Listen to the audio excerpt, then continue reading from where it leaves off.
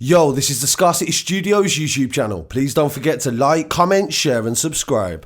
And our sponsors at Alpha Claims and Hire Birmingham, the leading and best accident management company. Get a replacement car anywhere in 1 hour.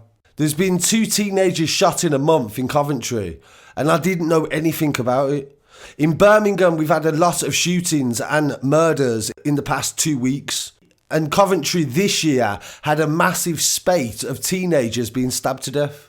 I covered all of these murders, and I actually went to Coventry, I went to Hillfields, and I recorded in the area to try to give subscribers an idea of what was going on there. Because it's on the outskirts of the West Midlands, Coventry is often overlooked by Birmingham, but it definitely has its own problems, and as this situation shows. Earlier on in August, a teenager was shot in the early hours of the morning on Edgwick Road in the Foleshill area. I recently covered a story in Foleshill as well. West Midlands Police said an 18-year-old attended hospital with a gunshot wound.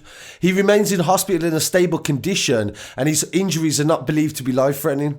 A police cordon remains in place on Foleshill Road after a forensic examination of the area around the park that resulted in a number of weapons being discovered by police, so they don't even say if this was actually related to the crime. Officers investigating the incident since arrested a man and woman, both aged 19, on possession of cannabis with intent to supply. They remain in custody and they are being questioned. But there was no further charges that I've seen in relation to that shooting on the 8th of August. And then fast forward to the 2nd of September, they're investigating again after an 18-year-old again was shot in the arm in Pinley Fields, Coventry at around 10:40 on Wednesday the 2nd of September. Their inquiries are in the early stages, and it's understood the man was standing outside in the street with his friends when he was injured. He's currently being treated in hospital, again in what they believe to be non-life-threatening injuries. The police carried out house-to-house inquiries, and they're urging anyone to get in touch as they've made no arrests in relation to that shooting either. So that's 2 shootings in 1 month of teenagers, no arrests. And definitely shows that Coventry has as much of a problem as Birmingham does for violent crime. I've covered stories from the likes of Parsalou, who was shot in the head in Coventry. The artist went on to do really well. He's actually been signed to Warner Records and has actually had a lot of success in music and has been working a lot down south with children as well. So he's been giving back to the community and also doing well in music.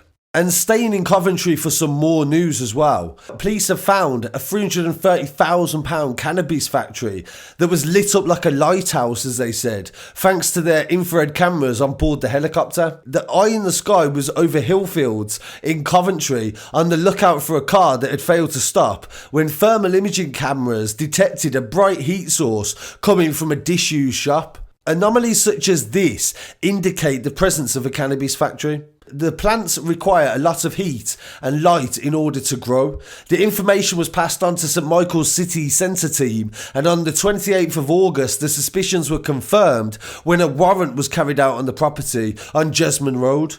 They uncovered a large drugs farm, 337 plants that were seized from the property, with an extensive hydroponic setup as well. PC Anthony Coy from the City Centre team said it was a very professional setup and the offenders were stealing electricity from the mains to fuel the cannabis farm. They even dug up the pavement in order to rewire it from the street.